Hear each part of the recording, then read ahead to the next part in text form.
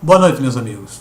Eu fiquei extremamente feliz quando li no jornal que o ministro do Supremo Tribunal Federal, Joaquim Barbosa, negou o pedido de recursos infringentes pelo Delúbio Soares.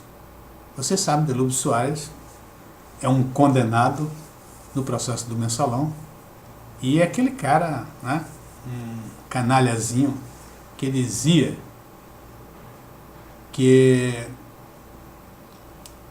o processo do Mensalão ia terminar em pizza. E eu acho que vai terminar em pizza, mas vai ser servida na cadeia.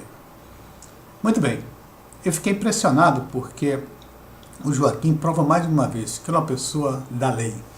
É uma pessoa muito independente, muito ético, muito honesto, muito íntegro. Íntegra, é uma pessoa íntegra.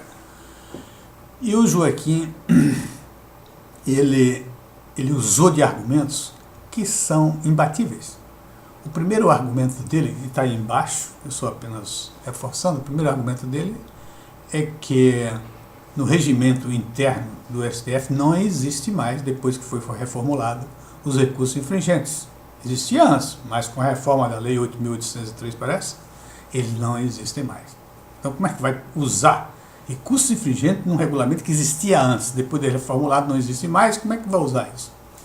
Foi extremamente claro. E segundo argumento que eu achei extremamente na mosca, foi o seguinte: ele disse que esse processo levou 5 meses e foi na TV e foi completamente mostrado todas as denúncias, foi mostrado todas as provas, todas as evidências e todas as bases de condenação dos réus.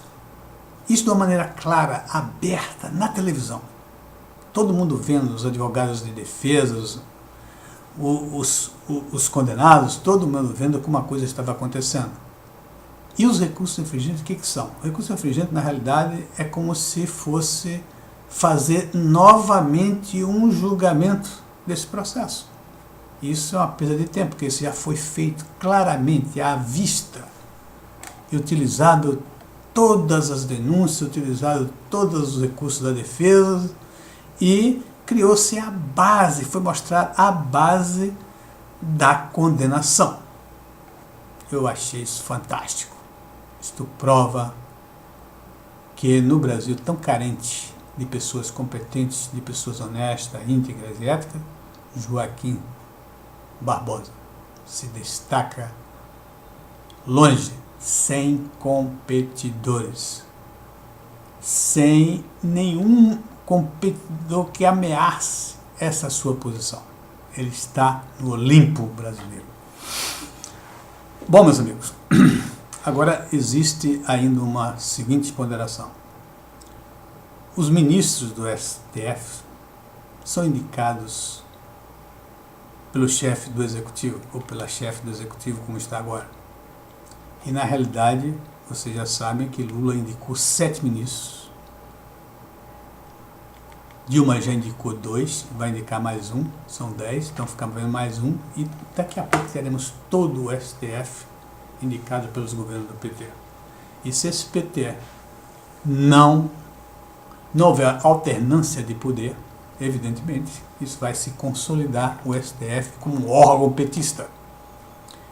Evidentemente vocês vão dizer, ora, mas o Joaquim agiu dessa maneira, tem outros como o Fux, etc. Mas eu vou dizer uma coisa para vocês, eu acho que Lula se arrependeu muito. Ele, na época que ele indicou esse pessoal, ele não tinha noção do que ele estava fazendo. Então, ele simplesmente seguiu as normas e indicou os ministros. Agora que ele percebeu que o controle do STF é fundamental para estabelecer uma ditadura democrática é isso aí. Através da lei, você impor uma ditadura à nação brasileira. E é muito fácil, já que tem somente 11 ministros, você controlar todo o STF e daí por diante não haverá mais problema diante da lei para os executivos e os homens do governo, do partido. Eu acho que nós devemos pensar, o Brasil deve pensar em como evitar esse erro sistêmico que causa esse conflito de interesse e que está trazendo essa angústia para mim, por exemplo, que eu não sei realmente se esses homens vão ser de fato condenados e ir para a cadeia como deveriam ser. Ainda. Por quê? Porque existe ainda uma indicação, já houve uma indicação da Dilma, agora do Tariq, e há uma nova vaga que ela vai preencher. E essas pessoas, segundo uma denúncia do José Disseu, essas pessoas estão sendo colocadas indicadas para o STF, se comprometerem em beneficiar os condenados do PT. O José Disseu, nós todos sabemos que o José Disseu é uma pessoa muito inteligente, não é nenhum ingênuo. Ele, para atingir o Fux, ele atirou também na Dilma.